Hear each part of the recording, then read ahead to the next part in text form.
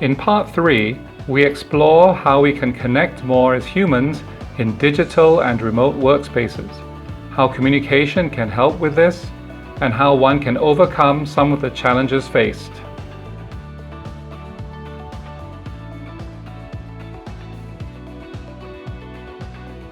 How can we connect more as humans in digital or remote workspaces? And it's a very, very topical question right now. I think it's something that's top of mind for lots of different organizations.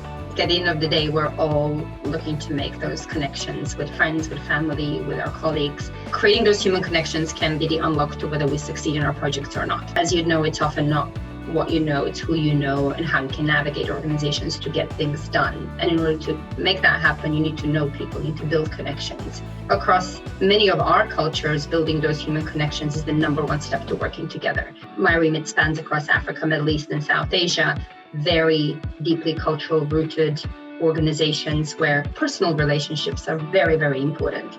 For us to make those relationships, we're very fortunate that we no longer rely on the pen pal model or faxing machines, but instead we have some fantastic technology that crosses boundaries and time zones and geographical remoteness. So today we really have no excuse. That said, no one is expecting to have exactly the same experience working remotely as they would in person. It's just not realistic, and Zoom calls just cannot compensate. They can be very draining. I really think it comes down to opening up, communicating transparently, and as Brené Brown would say, being vulnerable. In 2020, we saw many of our leaders starting to be more empathetic and more understanding. So we need to understand that people on the other side of the Zoom call are not robots. We all come with our own set of emotions and complexities and diverse thinking, and we need to appreciate and nourish that. As an example, our team is very diverse, but when people have a different point of view, they're encouraged to voice their opinions fearlessly. And it's an actual term, voice your opinion fearlessly. This is rewarded, it is stimulated in order to encourage that diversity of thought.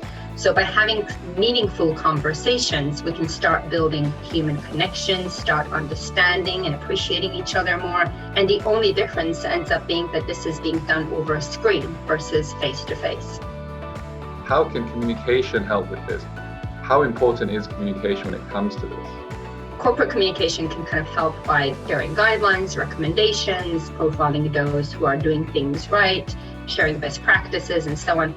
I think personal communication is about encouraging dialogue.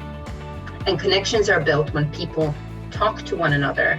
They share their frank thoughts, their ideas, their opinions, regardless of how controversial they may be. Also, this is a capability that needs to be developed. You're not born with it. It's a muscle that needs to be exercised. So what we often forget is that listening is also half of the communication. In order for us to be able to build those connections, we really need to listen to understand and not listen to respond. I agree. I was told many years ago by a manager when I was still quite junior. He said, we have 2 ears and 1 mouth, so we should listen twice as much as we speak. That's quite sage advice. And like you said, it's not just listening to respond, because most of us are thinking, what do we say next? But it's just listening and trying to understand the other person's perspective or what they're going through, which is so important. What are some of the challenges you faced in sort of communicating either from a corporate perspective? How have you overcome those? There are many, many challenges, but I guess it's how we recognize and address those that's really the key, right?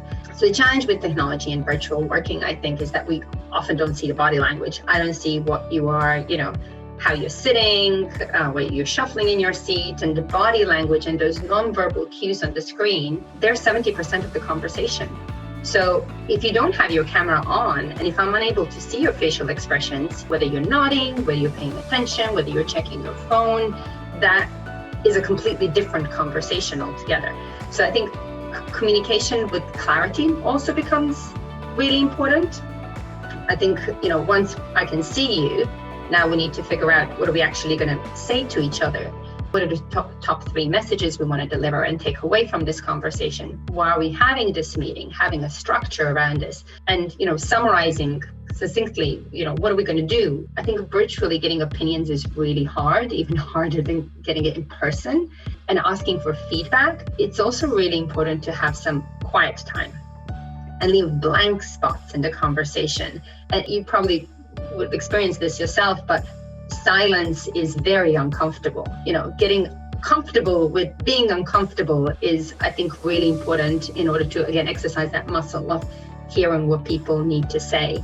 And this is, I think, a key in terms of, virtual communication. Another point in terms of the challenges, I personally find virtual coaching really challenging. And I often put it aside because either I don't have the time to do it, or, there's just so much going on. There are so many other competing priorities. And I think making time in your diary to do this is really important. It just takes a bit more planning, but I think it's really important to build those human connections. As Merima has so succinctly shared, building human connections is the number one step to working together effectively. In order to do so, we need to open up, communicate transparently, and allow ourselves to be vulnerable.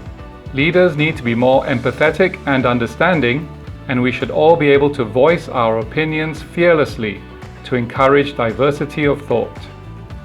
In part 4, we examine leadership and the role of leaders in communicating with colleagues and peers. We learn what leaders need to do to inspire and motivate others, what are some of the keys to being good communicators, and why storytelling and big picture thinking are vitally important in this day and age.